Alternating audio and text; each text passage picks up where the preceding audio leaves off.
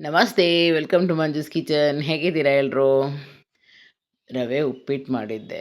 ರವೆ, ಟೊಮೊಟೊ, ಬ್ಯಾಡಗಿ ಮೆಣಸಿನ್ಕಾಯಿ ಸೇರಿಸಿ ರುಬ್ಕೊಂಡು ಉಪ್ಪಿಟ್ಟು ಮಾಡಿದ್ರೆ ಚೆನ್ನಾಗಿರುತ್ತೆ. ಮೊನ್ನೆ ತರಕಾರಿ ಹಾಕ್ಬಿಟ್ಟಿದ್ರಿಂದ ನನ್ನ ಮಗ ತಿಂದಿರಲಿಲ್ಲ. ಅದಕ್ಕೆ ಅವನಿಗೆ ಅಂತ ನಾನು ಈ ಥರ ಮಾಡಿಕೊಟ್ಟಿದ್ದೀನಿ. ನೀವು ನೋಡ್ತಾ ಇರ್ಬೋದು. ಸ್ಟವ್ ಮೇಲೆ ಪಾತ್ರೆ ಇಟ್ಕೊಂಡು 3 ಟೇಬಲ್ ಸ್ಪೂನ್ ಎಣ್ಣೆ ಹಾಕ್ಕೊಂಡಿದ್ದೀನಿ. 3 ಟೇಬಲ್ ಸ್ಪೂನ್ ಎಣ್ಣೆ ಹಾಕ್ಕೊಂಡಿದ್ದೀನಿ. ಎಣ್ಣೆ ಸ್ವಲ್ಪ ಕಾದ್ಮೇಲೆ ಸಾಸಿವೆ, ಕಡಲೆಬೇಳೆ ಸೇರಿಸ್ಕೊಂಡಿದ್ದೀನಿ. ಕಡಲೆಬೇಳೆ ಸ್ವಲ್ಪ ಕಂದು ಬಣ್ಣಕ್ಕೆ ಬರಬೇಕು. ಕಡಲೆಬೇಳೆನ ಹುರಿದಾದ್ಮೇಲೆ ಹಸಿಮೆಣ್ಸಿನ್ಕಾಯಿ, ಕೊತ್ತಂಬರಿ ಸೊಪ್ಪು ಸೇರಿಸ್ಕೊಳ್ಳಿ. ನಾನು ಒಂದೇ ಒಂದು ಹಸಿಮೆಣ್ಸಿನ್ಕಾಯಿ ಸೇರಿಸಿದ್ದೀನಿ.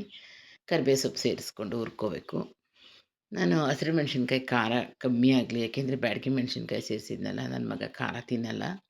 ಹಂಗಾಗಿ ನಾನು ಒಂದು ಹಸಿಮೆಣ್ಸಿನ್ಕಾಯಿ ಸೇರಿಸ್ಕೊಂಡಿದ್ದೀನಿ. 2 ಈರುಳ್ಳಿ ದೊಡ್ಡದು. ಇವಾಗ ಅದನ್ನು ಹುರ್ಕೊತಾ ಇದ್ದೀನಿ.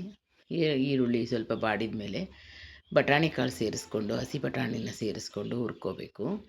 ಆಮೇಲೆ ನಾವು ಮಸಾಲೆ ಸೇರಿಸ್ಕೊಂಡು, ರುಬ್ಬಿಟ್ಕೊಂಡಿರೋ ಮಸಾಲೆ ಸೇರಿಸಿ ಹಸಿ ವಾಸನೆ ಹೋಗೋ ತನಕ ಹುರ್ಕೊಳ್ಳಿ. ಅದು ಹಸಿ ವಾಸನೆ ಹೋದ್ಮೇಲೆ, ನೀವು ಅದನ್ನು ಹುರಿದು ಹಸಿ ವಾಸನೆ ಎಲ್ಲ ಹೋದ್ಮೇಲೆ, ನಾನು 1 ಕಪ್ ರವೆ ತೊಗೊಂಡಿದ್ದೀನಿ. 2 ಕಪ್ಪು ನೀರು ಸೇರಿಸಿ ಕುದಿಯೋಕ್ಕಿಟ್ಟಿದ್ದೀನಿ. ಕುದಿಯುವಾಗ ಬಟಾಣಿ ಬೇಯೋ ತನಕ ಕುದೀಲಿ ಅಂಥೇಳಿ 10ರಿಂದ 12 ನಿಮಿಷ ಕುದಿಸ್ಕೊಂಡೆ.